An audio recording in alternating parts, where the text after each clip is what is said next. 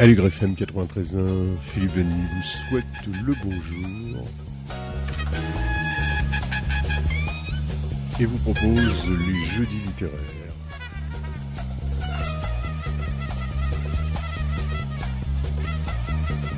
Dans la deuxième partie de cette émission, on va rendre hommage à quelqu'un que l'on aimait bien, qui nous a quittés l'an dernier, c'est Michel Chailloux. Michel Chailloux, c'est un grand écrivain français, peut-être pas reconnu à la hauteur de son œuvre, mais on voudrait justement contribuer à ça et à ne pas qu'il tombe dans l'oubli.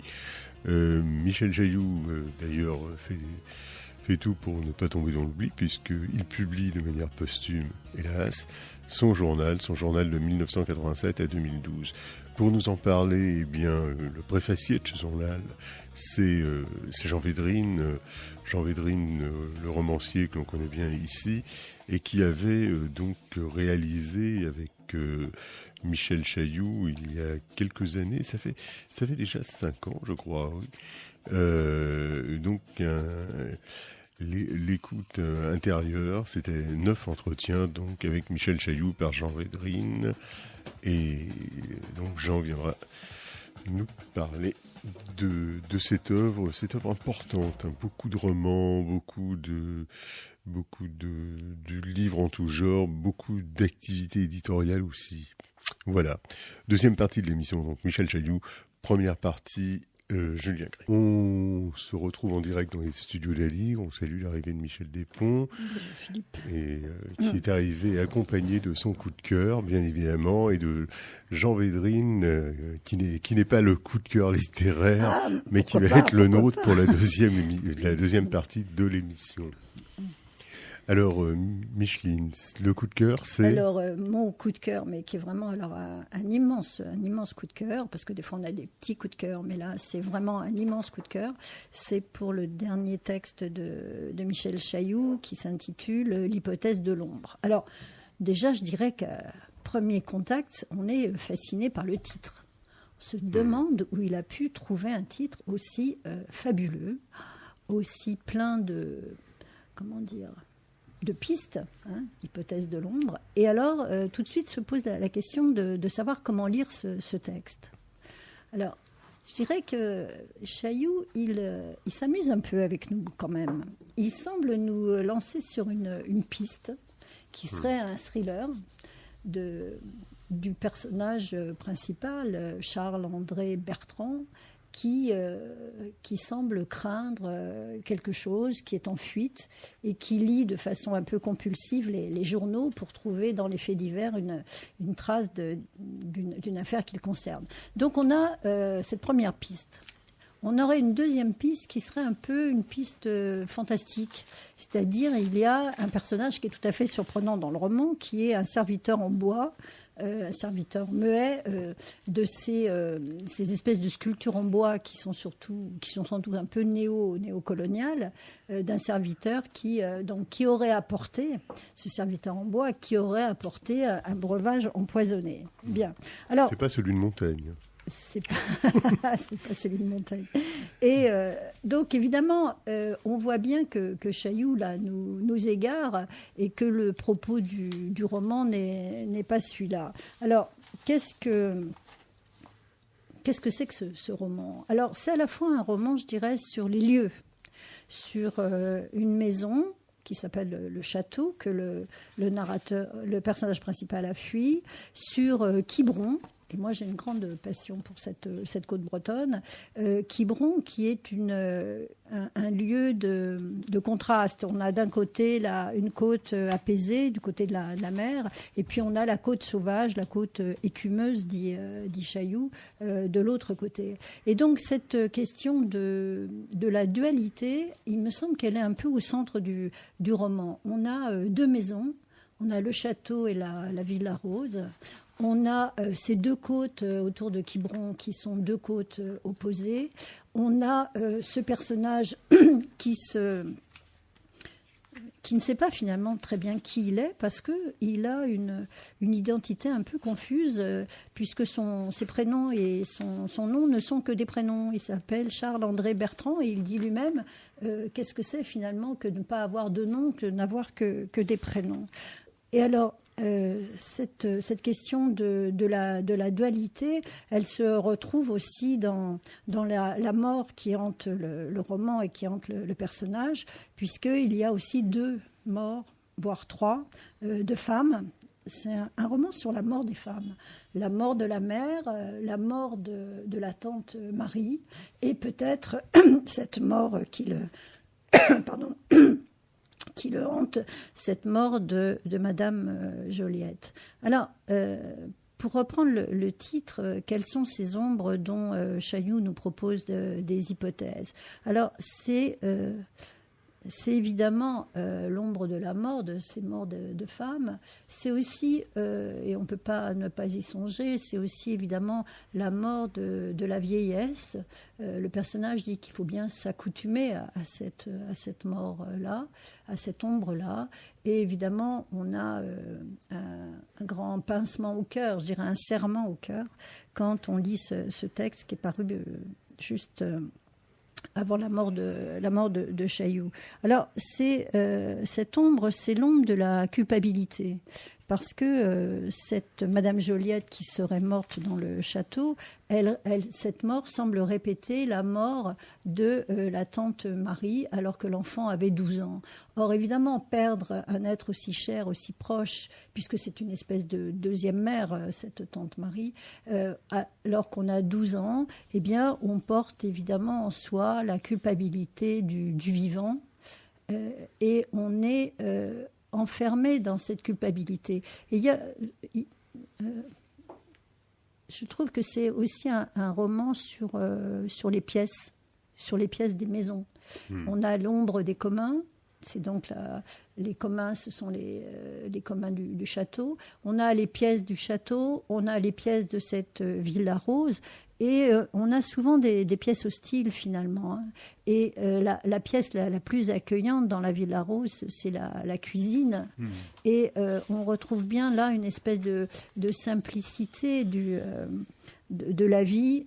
Être dans la cuisine, c'est évidemment être dans l'intimité, à l'opposé du salon qui, lui, évidemment, expose ses dorures et ses miroirs. Oui, alors, il aimait bien l'office, Michel Chailloux. Oui, voilà. D'ailleurs, il vivait dans les communs du château. Hein. Donc, on est toujours un petit peu dans cet à côté. On n'est pas dans l'ostentatoire. Hein. On est au contraire dans la recherche de la simplicité, de l'intimité.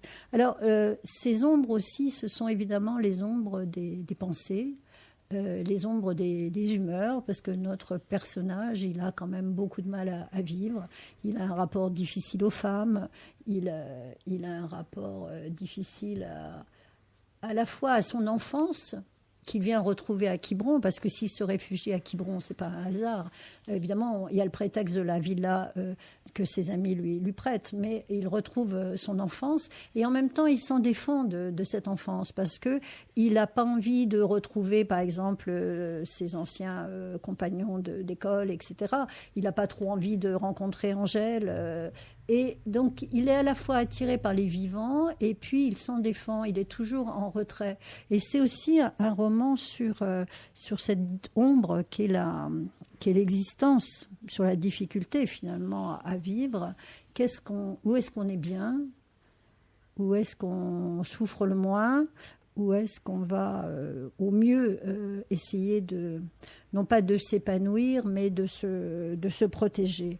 Alors, ce qui est intéressant aussi dans ce roman, c'est évidemment le rapport qu'il a au monde. Hein. Je parlais des pièces, des maisons, mais il y a aussi un rapport au monde qui est tout à fait comment dire, fascinant, qui m'émeut beaucoup. Par exemple, c'est un roman sur les arbres, c'est un roman sur les trembles. Et il se vit, il se voit comme un tremble. Et il dit que, comme eux, il est enraciné. mais en même temps, il a la tête qui tremble, la tête qui vagabonde. Et c'est un roman comme ça, sur le déséquilibre, sur l'incertitude, sur un monde qui bouge, comment dire, un monde incertain. Et ce personnage, il essaie de trouver, comment dire, de s'accrocher à quelque chose, mais tout part, tout passe, et on est vraiment dans cette ombre. Alors, dernier point, évidemment, cette hypothèse de l'ombre, c'est l'ombre du langage, c'est l'ombre de la littérature. C'est comment dire, comment parler, comment accrocher les mots.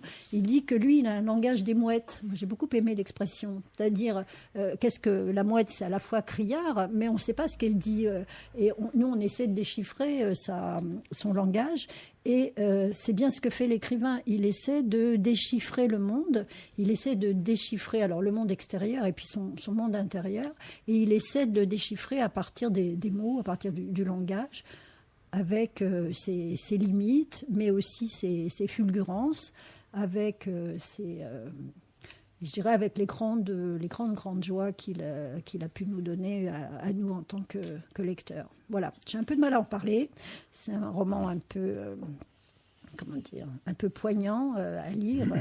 Donc c'est l'hypothèse de l'ombre de Michel Chailloux, son dernier texte publié chez Gallimard dans la série Haute Enfance. C'est un grand livre. Très grand livre. Très grand livre qu'on peut lire et relire indéfiniment. C'est vrai qu'on regrette qu'au lieu d'introduire un peu n'importe qui dans la Pléiade, il y a pas une Pléiade pour Michel Chailloux, ça vaudrait la peine. Ah oui, ce serait merveilleux, merveilleux pour les lecteurs à venir, pour le siècle qui vient. On va harceler Luc Pradier. Voilà, on fait une petite pause et on ne va pas quitter Michel Chailloux, mais on va retrouver Jean Védrine, qui a été son ami, un ami proche, et aussi celui avec qui, en 2007, il a réalisé ce livre d'entretien, L'écoute intérieure.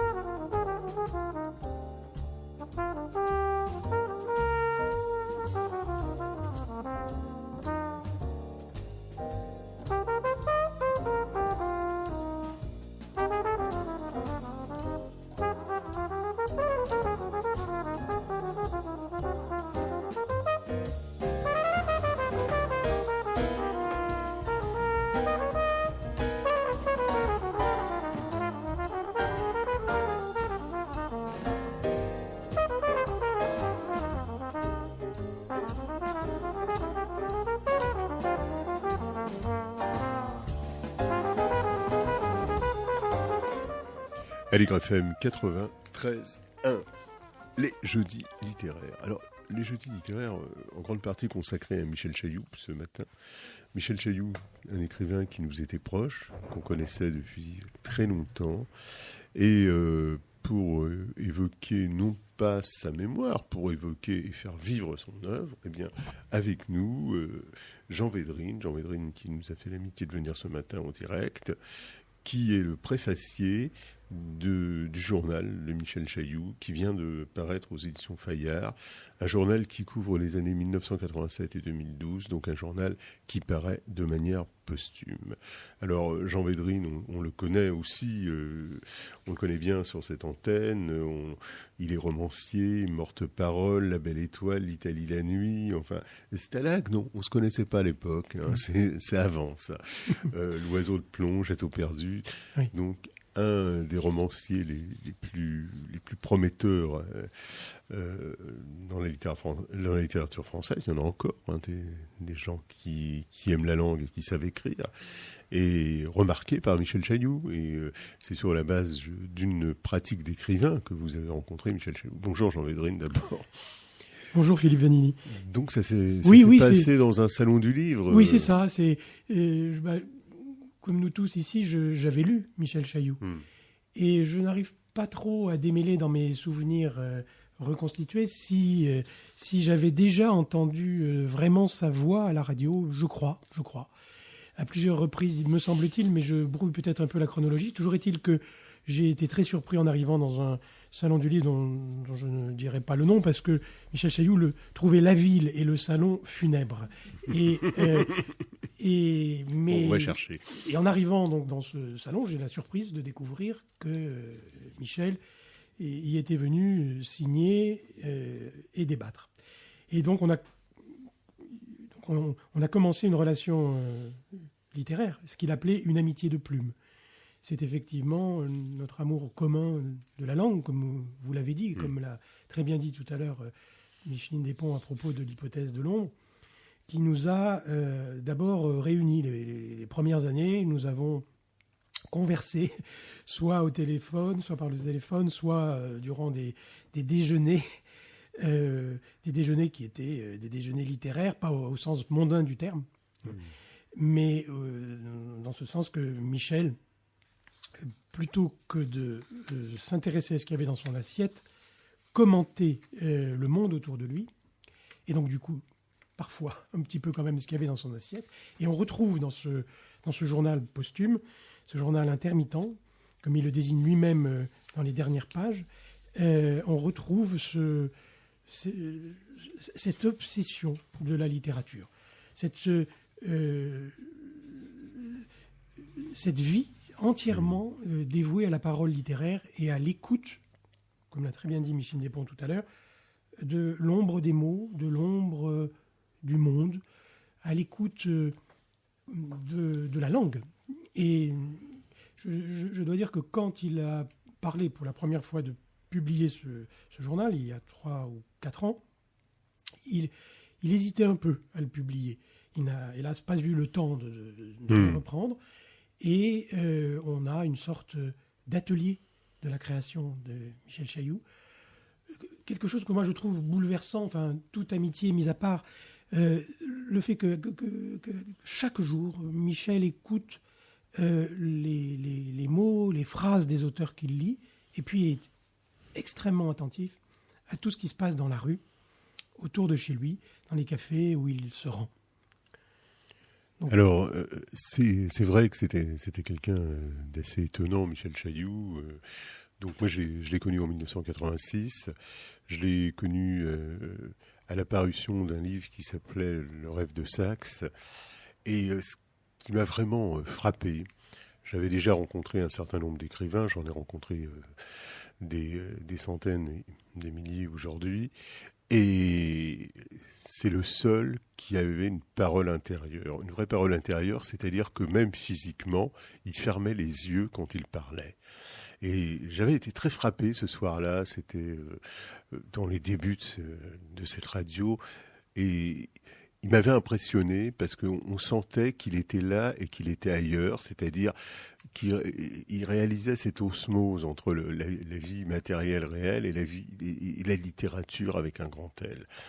Alors, si vous le voulez bien, on va l'écouter. Les jeudis littéraires, nous nous retrouvons avec Michel Chailloux pour son ouvrage Le rêve de Saxe.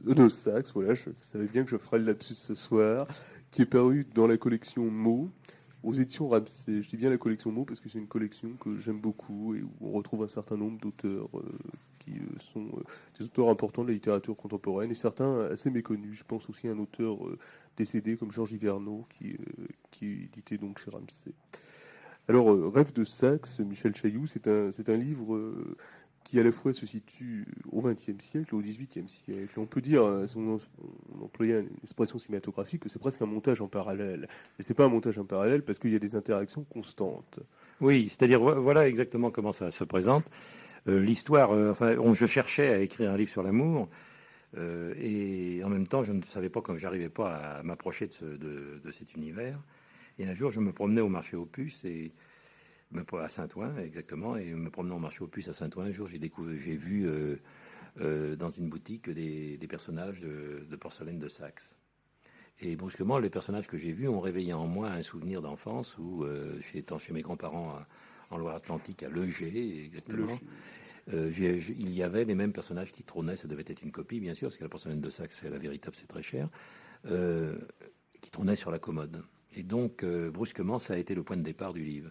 Et je me suis aperçu, alors je me suis commencé à m'intéresser à l'amour, bien entendu, puis je me suis intéressé à la porcelaine, et j'ai commencé à lire des livres sur la porcelaine. Et je me suis aperçu que, brusquement, moi qui suis hanté par des époques différentes, en particulier par le XVIIIe siècle, je me suis aperçu que la porcelaine avait été en Europe réinventée au XVIIIe siècle par un chimiste de génie qui s'appelle Frédéric Botteguer, et que justement, ça s'est passé en 1708-1709, cette réinvention de la porcelaine de Saxe, et que très souvent, d'ailleurs, les gens qui collectionnaient la porcelaine de Saxe ou les porcelainiers eux-mêmes avaient été des dépravés. C'est-à-dire qu'ils étaient à la fois les gens qui fabriquaient cette matière blanche, translucide, magnifique, qui était la porcelaine de Saxe, et en même temps, qui étaient des véritables libertins en amour. Et brusquement, j'ai eu l'impression que la porcelaine devenait presque du sperme solidifié, que c'était la matière même de l'amour et qu'il y avait un rapprochement fantastique à faire entre la porcelaine et l'amour. Et que justement, si j'arrivais pas jusque-là à écrire un livre sur l'amour, c'est que je manquais de la matière même, du support qui m'aurait permis à mon imagination de se développer. Alors à partir de cette constatation un peu folle, j'ai commencé, et brusquement les mots sont arrivés. Les postures. J'ai commencé à lire plein de choses. Je lis depuis des années toutes sortes de livres, mais sans faire de hiérarchie, aussi bien des livres qui appartiennent à la littérature que d'autres, de ces époques-là. Donc j'ai commencé à rêver à travers cette époque, à marcher dans Paris et à rêver dans une autre époque, et peu à peu l'époque a débarqué. Et puis Saxe m'a amené au fameux maréchal de Saxe, le vainqueur de Fontenoy, et qu'on a tous vu, on le présente dans les manuels de littérature comme quelqu'un de vraiment d'extraordinaire. Et moi j'ai trouvé que c'était un ruffian, un rustre, un type tout à fait épouvantable. Et en même temps, la seule chose, il n'arrivait pas à faire l'amour avec les femmes, il ne les faisait qu'avec les prostituées. Et en même temps, ce côté cette manière qu'il avait de traiter les prostituées à la douzaine, elles emplissaient son carrosse, était absolument, ça me répugnait. Et en même temps, il y avait quelque chose il avait une force herculéenne. Il a rencontré Adrienne Lecouvreur, qui était une des plus grandes comédiennes du XVIIIe siècle, et qui l'a polissé un peu, qui lui a donné de l'esprit, ce qu'il n'avait pas. Et c'était un des bâtards d'Auguste Lefort. Auguste Lefort était électeur de Saxe et roi de Pologne, et cet Auguste Lefort était un fou de porcelaine. Il a échangé un régiment entier avec Frédéric II, le roi de Prusse, un régiment entier d'hommes vivants contre des statuettes de porcelaine, un régiment de porcelaine. Donc il avait eu 300, il a 300 bâtards répertoriés, il en a reconnu quelques-uns, dont Maurice de Saxe.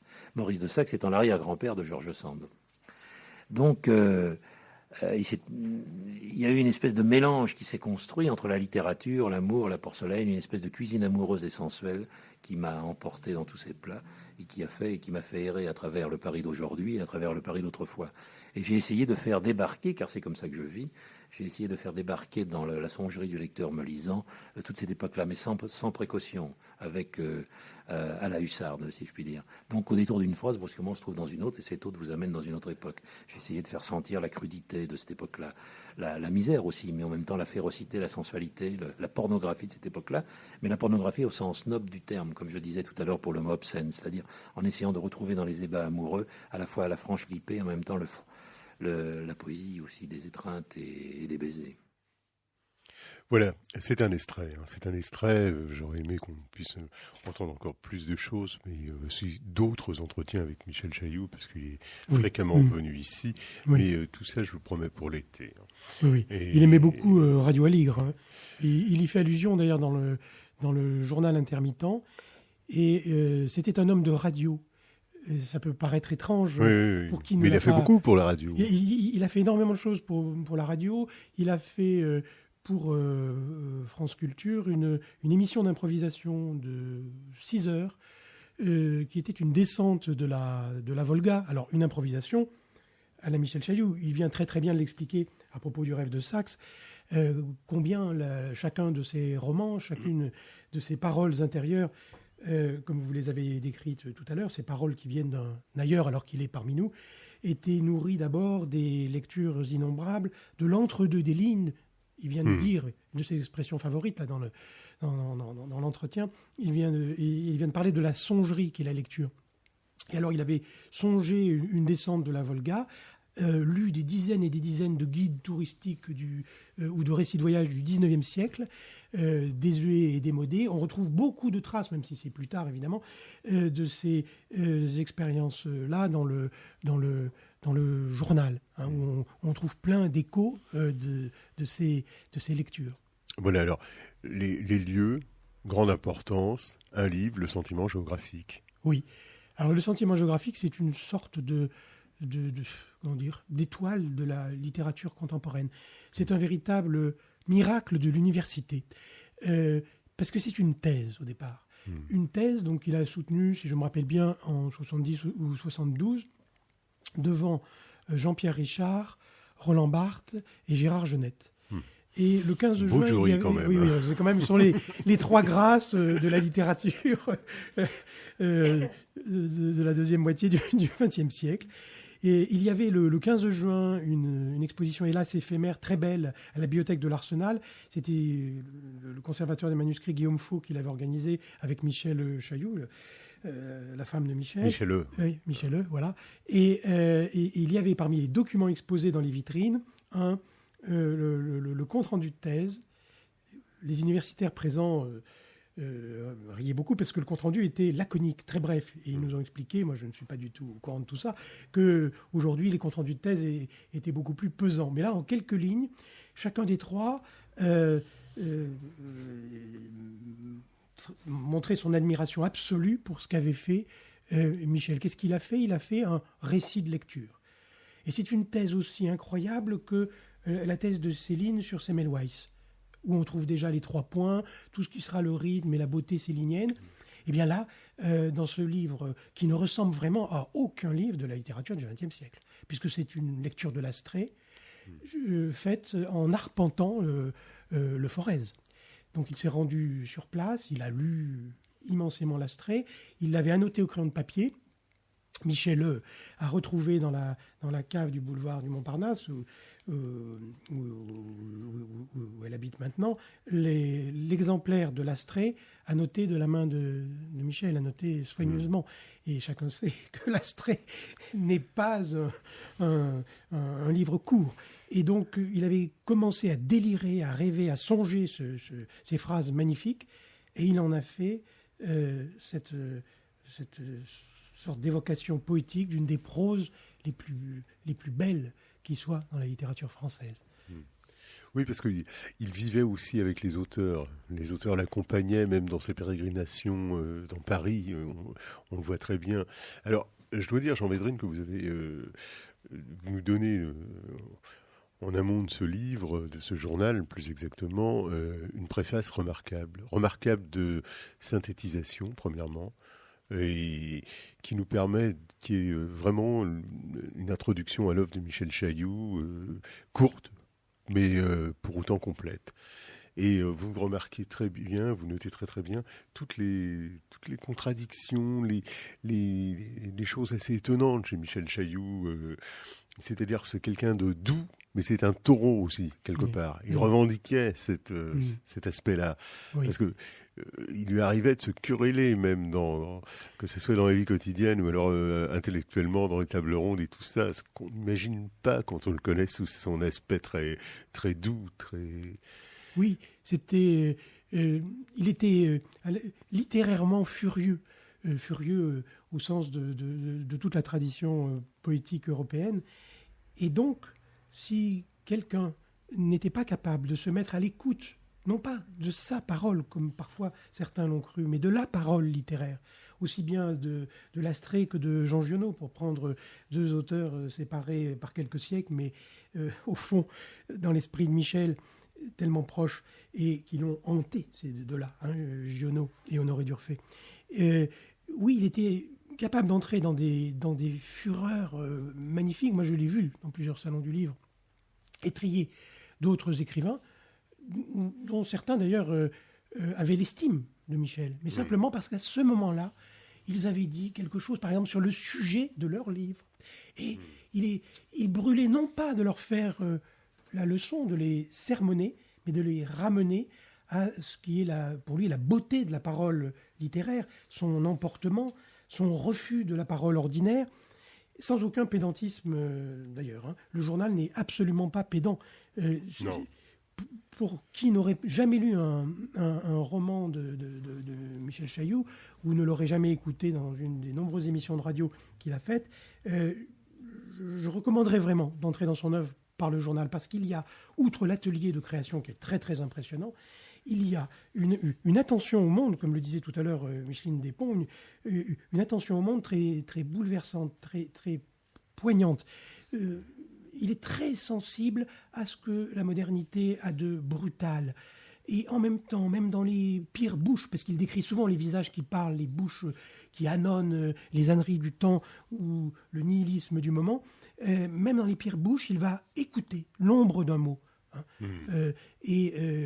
Comme il fait dans tous ses romans, comme il a fait dans l'hypothèse de l'ombre.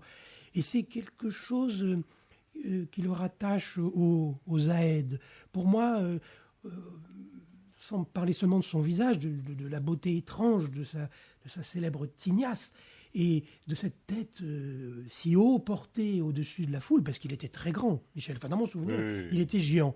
Hein, mais ça, c'est peut-être mon admiration littéraire qui fait que je l'ai toujours vu géant. Mais j'ai souvent marché dans la rue avec lui, et je l'ai toujours vu deux têtes au-dessus de moi et de la foule. Et il parlait de très haut. Hein, il parlait effectivement des feuilles tremblantes du tremble, comme le disait Micheline Despons tout à l'heure. Et il avait la tête au ciel. Et ce journal a comme souci littéraire d'écouter cette part-là qu'on appelait jadis l'inspiration. C'est un mot qui lui plaisait, d'ailleurs.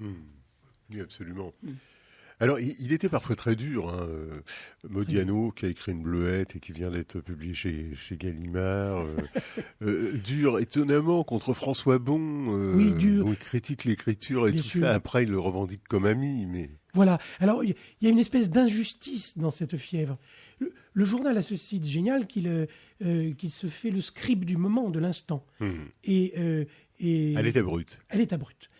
Et c'est pourquoi, d'ailleurs, on y trouve si souvent un récit détaillé de ce qu'il a mangé dans ses fameux déjeuners littéraires. Bon. Et donc, passant de l'assiette... Oui, ou même au café d'en face. Oui, hein. au café d'en face, quand il vit dans le 16e arrondissement. Dans le 16e. Voilà, la brasserie du boulevard Mozart, bien sûr. Mais pour en revenir à ce que vous disiez sur la dent dure, c'est toujours comme si les écrivains qu'il se met à critiquer avaient dérogé, comme s'ils avaient oublié d'être des Aèdes, oublié de tenir la note très haute que lui arrivait à tenir tout le temps. Bon, je suis très ému quand je parle de Michel. Je retrouve même un très vieux bégaiement de l'enfance, parce que je n'ai pas rencontré d'autres écrivains qui justement soient aussi sensibles au pas de côté quand on parle ou quand on écrit, au deuxième monde, pas seulement à la voix intérieure, à tout ce qui est de l'ordre de l'écho et de l'incertain, comme l'a très bien dit Micheline Despons tout à l'heure. Mais c'était constant. C'est-à-dire que il n'y avait pas de conversation ordinaire qui puisse tenir avec lui. Et encore une fois, sans aucune prétention littéraire. Il n'y a personne qui ait parlé avec les mots populaires aussi magnifiquement que Michel dans sa génération. Il y a un rapport à la condition sociale des mots, à leur extrême humilité, qui est génial chez quelqu'un qui est en permanence hanté par la prose d'Honoré d'Urfé, de Dassoucy, de qui on veut, hein, parce je crois qu'il n'y a pas un écrivain vivant, et je dis ça vraiment sans vouloir... si peut-être Quignard a autant lu et médité le XVIIe siècle, mais pas le même que celui de Chailloux, mais c'est impressionnant de voir que tous ces écrivains du XVIIe, XVIIIe siècle parlent à travers lui. C'est du Michel Chailloux quand il parle d'eux. Mais c'est vraiment le banquet des ombres, hein, c'est le banquet littéraire. Alors, justement, c'est l'osmose entre le langage aristocratique de l'Ancien Régime, vous notez ça dans votre préface, et c'est fort juste, et le langage des rues. Oui, et ça, c'est magnifique et c'est peu ordinaire. Alors, il a beaucoup varié sur la manière dont il formulait cette tension entre ces deux ombres de mots et de phrases. Mais il a tenté, dans l'écoute intérieure, plus que dans le journal, de donner une sorte de généalogie de cette double écoute du langage aristocratique et du langage populaire, en justifiant ça par sa famille, par son enfance, par les récits mythologiques sur sa famille, puisque il y avait une branche aristocratique dans sa famille. Il s'est trouvé des ancêtres nobles italiens, qui sont devenus les Canobi, son double littéraire dans plusieurs de ses romans. Samuel Canobi donc descendrait de nobles italiens qui se seraient exilés au XVIIIe siècle, avant la Révolution, à Nantes. Et donc cette voix-là parlerait en lui. Et puis en même temps, il avait dans sa famille toute une généalogie de gens de la rue, et parmi eux des gitans. Et il était très attaché à ça. Très attaché, mais je ne sais pas ce que vous en pensez, vous qui l'avez vu souvent, mais moi, la première fois que je l'ai vu, donc, sur le quai de la gare d'Angoulême, c'était pas au salon d'Angoulême, donc je ne trahis pas le nom de la ville funèbre. Alors c'est à côté. La première fois que je l'ai vu, j'ai d'abord pensé à ses origines gitanes. Il avait un magnifique visage d'homme chantant dans la rue, quoi. Et une de ses ancêtres, qui s'appelait à Nantes la cigale populaire, faisait ce beau métier, qui n'en était pas un sans doute, mais de chanter dans les cafés. Alice, la grand-mère. Oui, voilà, Alice. Et la cigale populaire, c'était son surnom. Et lui, enfant, distribuait dans le public, vendait dans le public plutôt, les partitions des chansons qu'elle chantait. Il y avait l'exposition dont je parlais tout à l'heure, des photos magnifiques de cette grand-mère, des photos que je n'avais jamais vues, dans des cafés de Nantes, hein, avec un chien dressé sur ses pattes qu'elle avait dû dresser. Et je ne sais pas si vous vous rappelez un de ses derniers romans qui s'appelait La fuite en Égypte. Oui. C'était un hommage justement, et ça tombait en pleine histoire des Roms, en plein discours raciste et ultra-violent discours d'État contre les Roms. Et ça avait beaucoup affecté Michel, ça. Il avait dit, moi aussi, je suis sur la route. Hein, donc, et il était toujours sur la route, enraciné et déraciné. Hein. Et donc, il revendiquait, c'est presque une troisième voix, quoi. La voix gitane en lui. Hein, et l'écoute aussi, dans la musique, par exemple, de la guitare gitane. Ah oui. Et donc, je ne vois pas vraiment parmi ces contemporains immédiats, les grands contemporains avec lesquels son œuvre dialogue, c'est-à-dire Pascal Quignard, hein, très, très souvent, Pierre Bergogneau ou Pierre Michon. Mais il ne les encense pas non plus. Hein. Non. De temps en temps, il y a des coups de griffe. Oui, il y a des coups de griffe, bien sûr. Il y a des choses qu'on peut vraiment trouver injustes. Je ne suis pas du tout d'accord avec ce qu'il dit, par exemple, à propos de Pierre Bergogneau, et même à propos de Pascal Quignard et de Tous les matins du monde. Qui juge un peu ennuyeux. Oui, voilà. Mais la vérité pour Tous les matins du monde, c'est que Pascal Quignard n'écoutait pas le même XVIIe siècle n'écoute pas, le même XVIIe siècle que Michel Chailloux. Mais c'est vrai que Et pourtant, Quignard aussi Ou il l'écoute a pas le de la souci de même la condition manière. sociale des mots. Et par exemple, dans un texte qui s'appelle La leçon de solfège et de piano, qui est sorti chez Arléa il y a 1 an et demi, Quignard entretient une polémique posthume avec Julien Gracq, parce que Julien Gracq, en lisant, en écrivant, a véritablement assassiné, c'est un hasard littéraire ça aussi, les 2 tantes de Pascal Quignard, qui étaient très pauvres, qui survivaient en donnant des leçons de piano au jeune Julien Poirier, qui allait devenir Julien Gracq, et qui en conçoit une espèce de mépris à la fois pour les pauvres et pour la langue la plus populaire. Et donc, à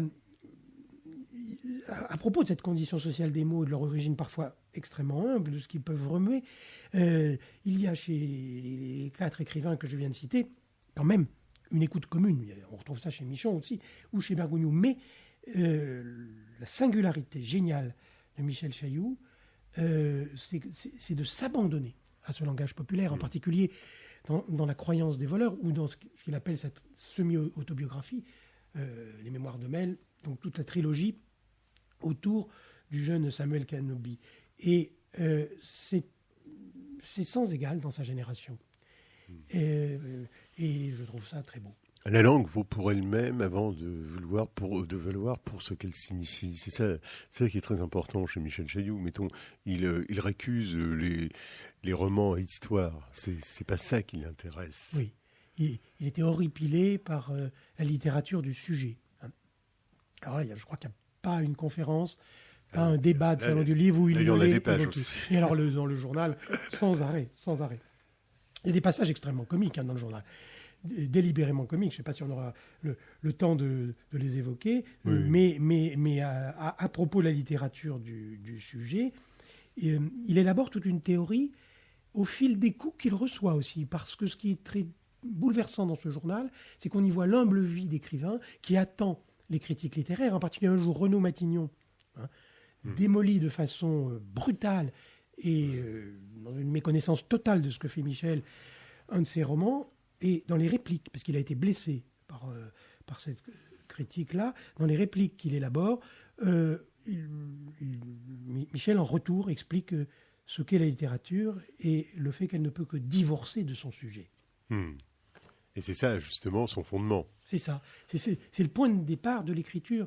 C'est-à-dire, quand il dit « écouter la langue », par exemple, c'est quelque chose de très profond, parce qu'il nous demande, à nous lecteurs, de ne pas lire comme la modernité parfois nous enjoint de lire, d'oublier le sujet, d'oublier la 4e de couverture, sauf si c'est la page d'un roman ou 2 paragraphes d'un roman, et de nous abandonner à la songerie littéraire. C'est peut-être l'écrivain le plus radical de la fin du 19e et du début du 21e sur cette question-là, sans jamais faire de théorie obscure ou difficile, encore une fois. Alors il dit, mettons, moi je n'ai pas d'histoire. J'aimerais débarrasser la langue de ces putains d'histoires, ou du moins qu'elle me raconte la sienne, celle du monde, qui bute au croisillon de syllabes. Qu'il y ait une histoire ou pas, l'important c'est le tuf, le sous-dit, le non-dit, ce qui s'énonce verticalement à ce qu'on dit. Oui. Je pense que là, magistralement, en quelques lignes, il explique sa théorie littéraire. Je crois que c'est en 1994 qu'il écrit ça, et c'est vraiment quelque chose de... Exact.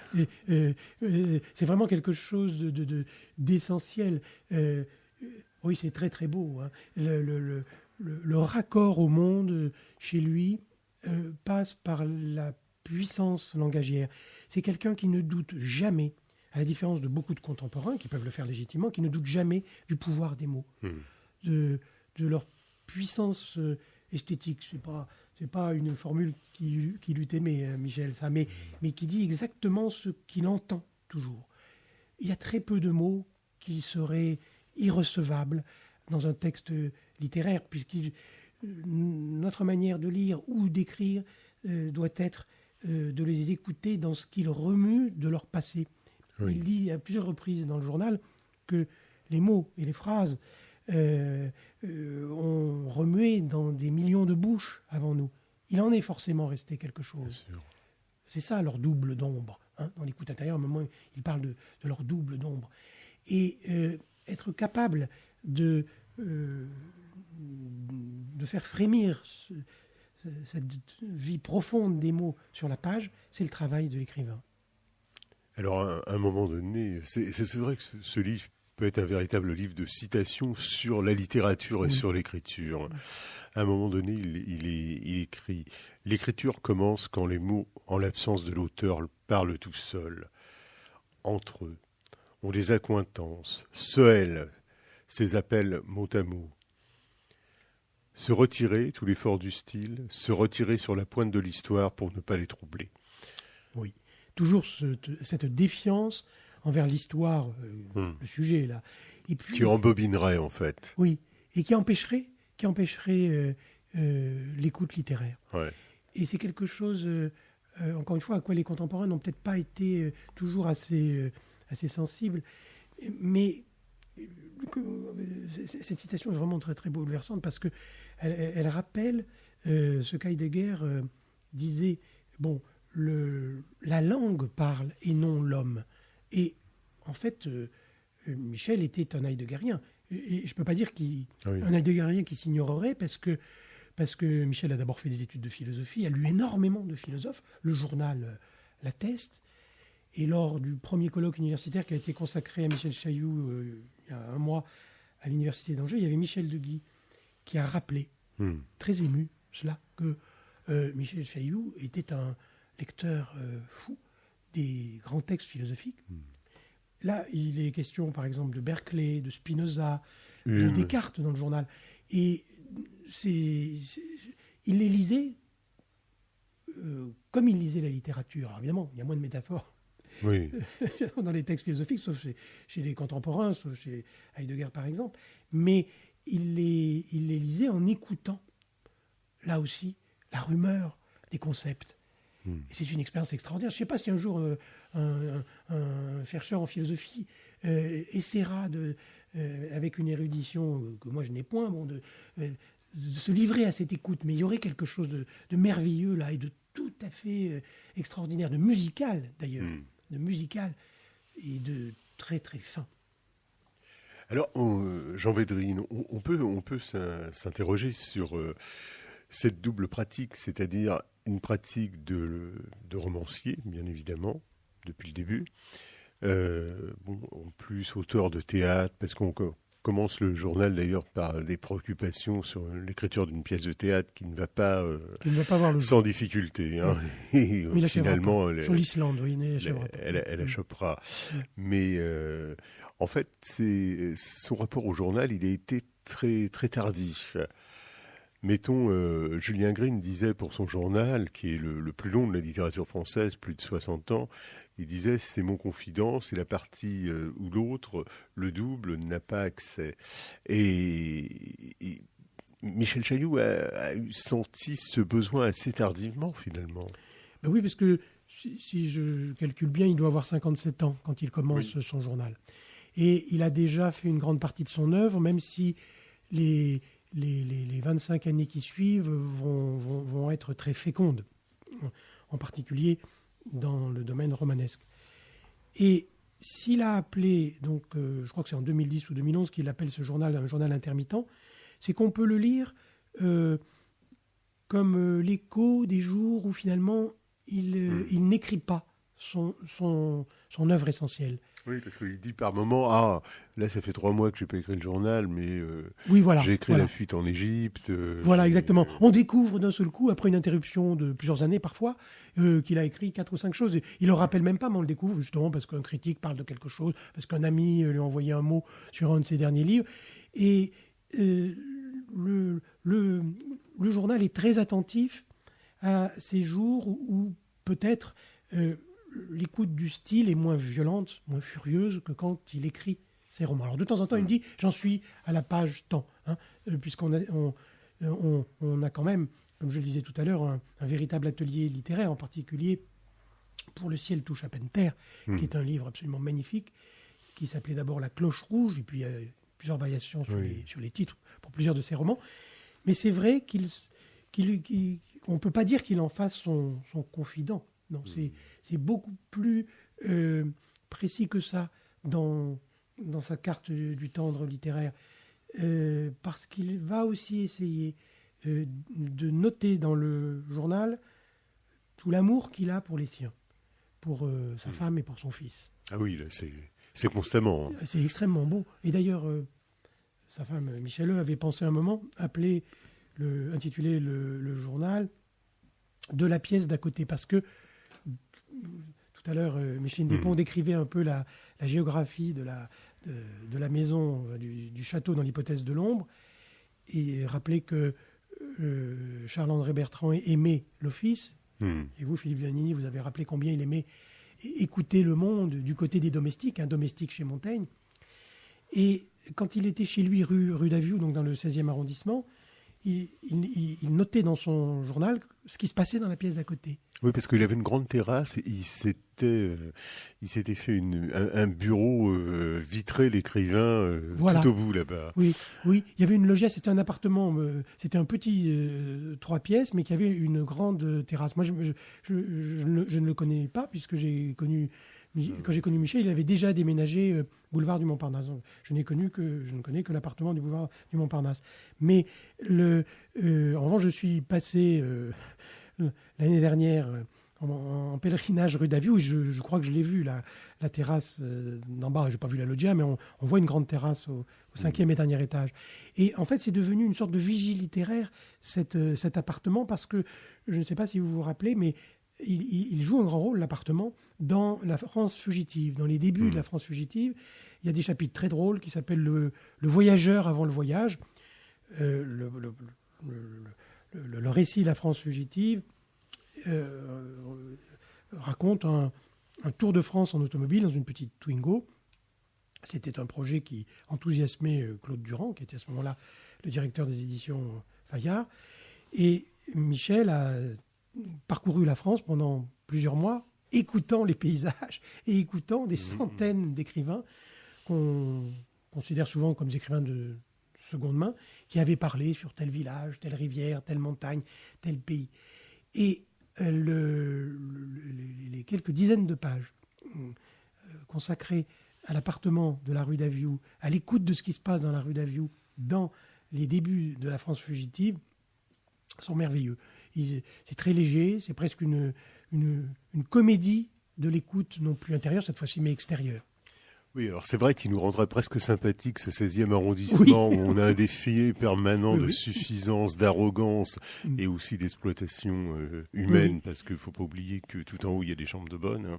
Oui, bien sûr, mais ce qu'il voit, lui, c'est presque un 16e arrondissement populaire, puisque... Des commerçants, avant tout. Oui, les commerçants, il y a beaucoup de conversations avec les commerçants qui sont notées. Il y a un tenancier de café qu'il a surnommé en raison de ses caractéristiques physiques le Cyclope, avec lequel il échange beaucoup d'informations. Il y a des habitués, des hommes et des femmes qu'il retrouve dans les cafés. Puis il y a tout ce qu'il glane dans ses marches, dans ses tours du quartier, sur les visages ou des bribes de paroles.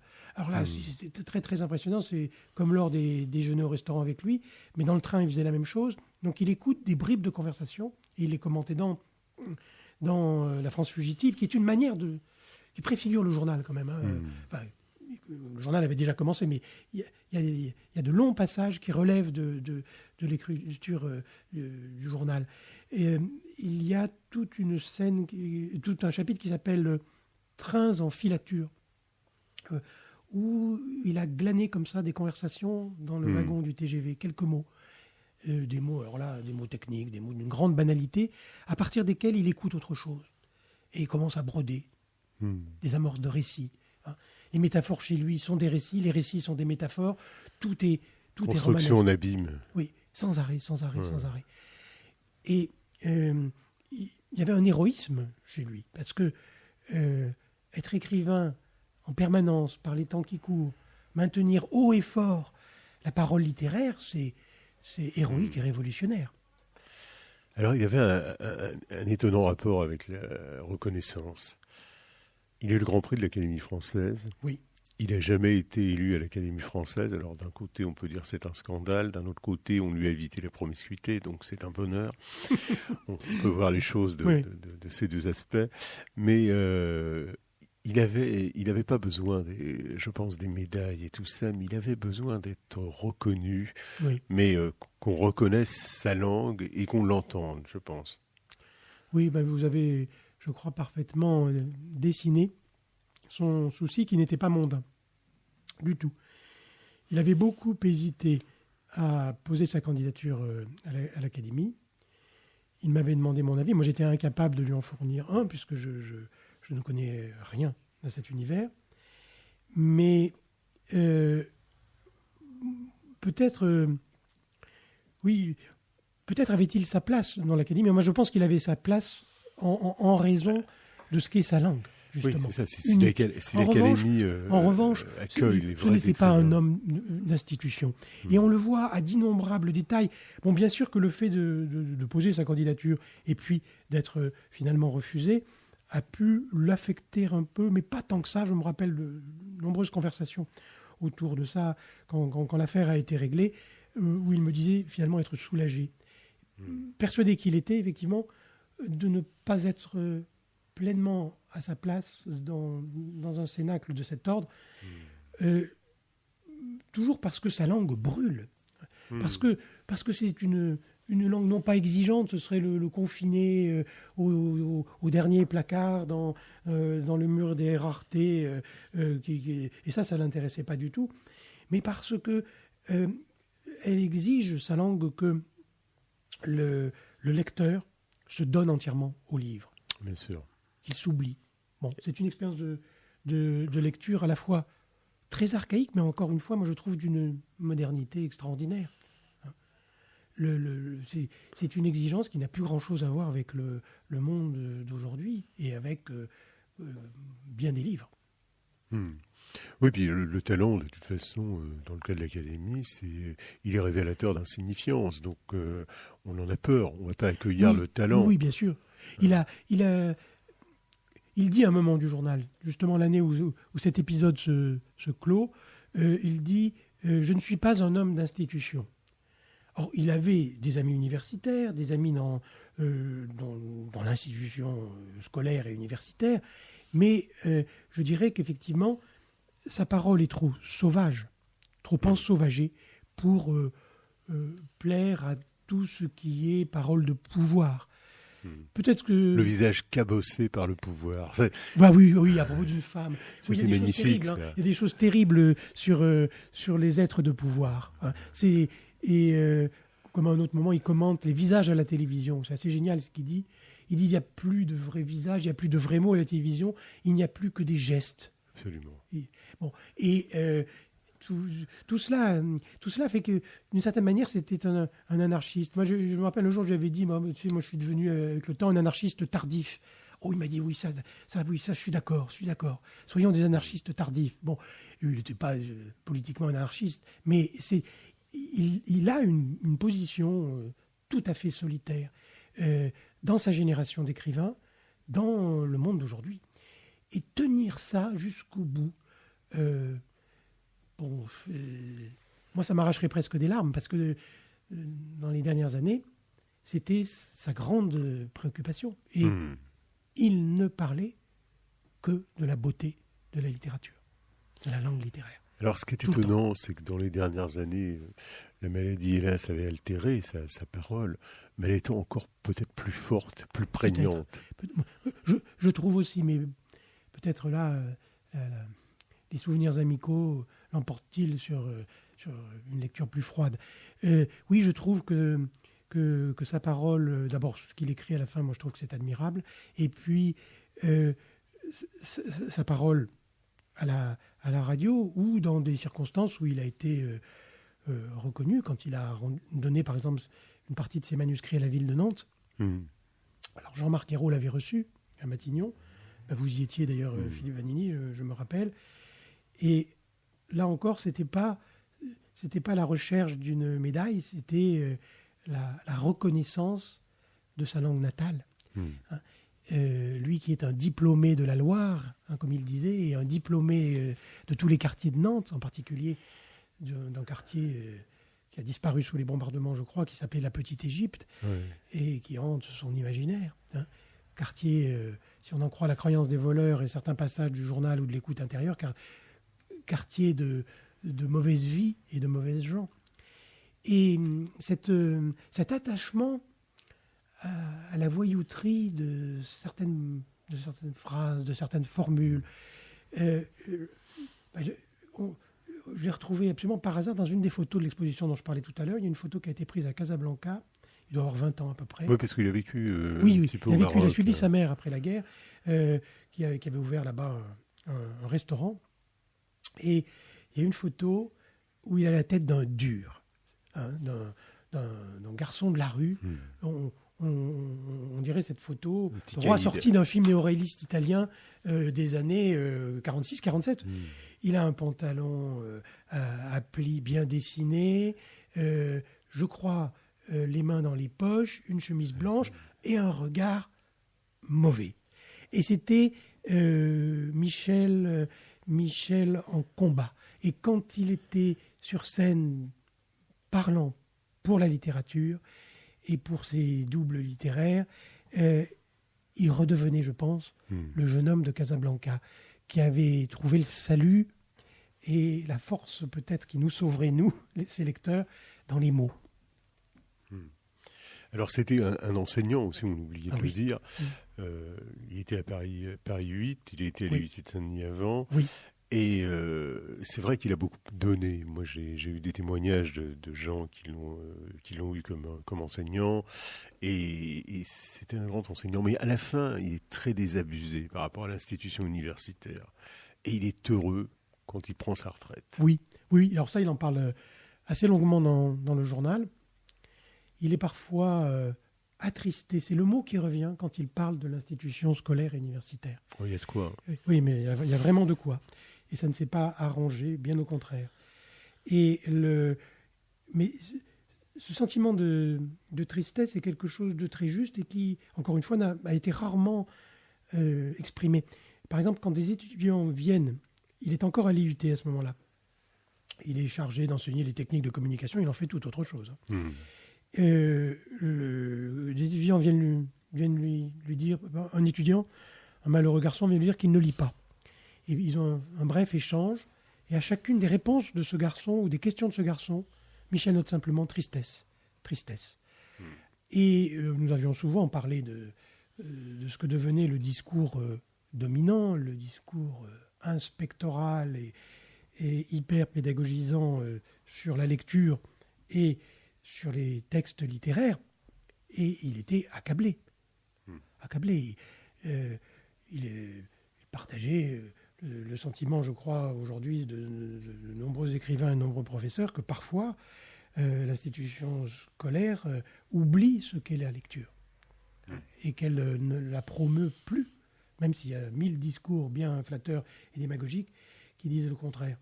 Et il avait ressenti en effet de la joie à rejoindre son retirement, à rompre ce lien professionnel, même s'il a rencontré beaucoup d'amis comme Patrick Remaud, Michel de Guy. Il connaissait Michel de Guy avant Saint-Denis. Je crois qu'il a rencontré Remaud là-bas. Je crois que c'est là-bas qu'il le rencontre. Ah oui. À moins qu'il l'ait déjà rencontré au moment des cahiers du chemin, je ne me rappelle plus. Oui, parce qu'il y a la mort de Georges Lambriche. Alors ça, on le voit. Ce qui l'affecte aussi, c'est... J'ai un ami écrivain qui dit dans Maison d'édition, il y a Maison. Et c'est vrai Gallimard va refuser un texte. C'est quelque chose qui... Ce rejet-là le trouble. Ça, c'est profondément. C'est un de ses plus beaux livres. C'est Le ciel touche à peine terre, que Denis Roche va prendre avec enthousiasme. Mais...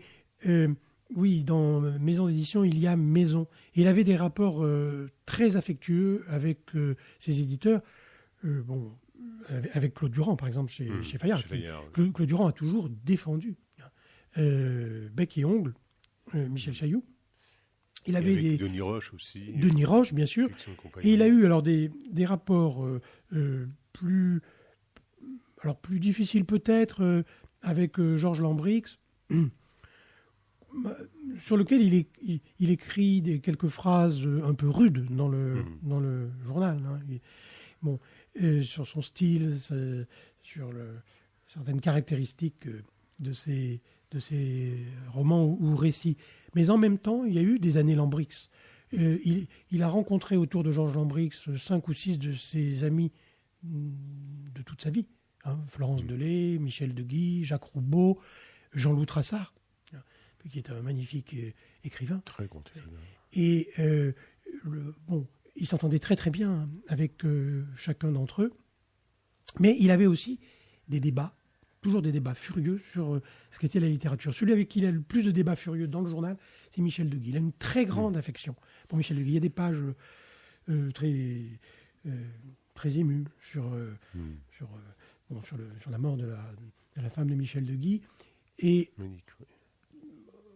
Hormis, disons, ces notations très intimes, leur débat sur ce qu'est la poésie, ce qu'est la prose, ce qu'est le roman, traverse vraiment tout le journal. C'est peut-être le débat le plus amical et littéraire le plus long de ce journal. Il est passionnant. Absolument. Le journal aussi est passionnant. Journal Michel Chailloux, journal qui couvre de 1987 à 2012. La préface est de Jean Védrine, elle est remarquable. Et donc l'éditeur, c'est Fayard. On retrouvera Michel Chailloux durant l'été, je vous le promets. Bon. Merci beaucoup. Merci Jean Védrine. Merci pour sa parole vivante. Alors le coup de cœur de Micheline Despons aujourd'hui, c'était Michel Chailloux aussi. C'était ce dernier livre que moi je n'ai pas encore lu, qui s'appelle L'hypothèse de l'ombre. L'hypothèse de l'ombre. C'est un titre magnifique. Et dans la première partie de l'émission, on a entendu, comme cela, issu de nos archives, Julien Green, un des grands diaristes de la littérature française.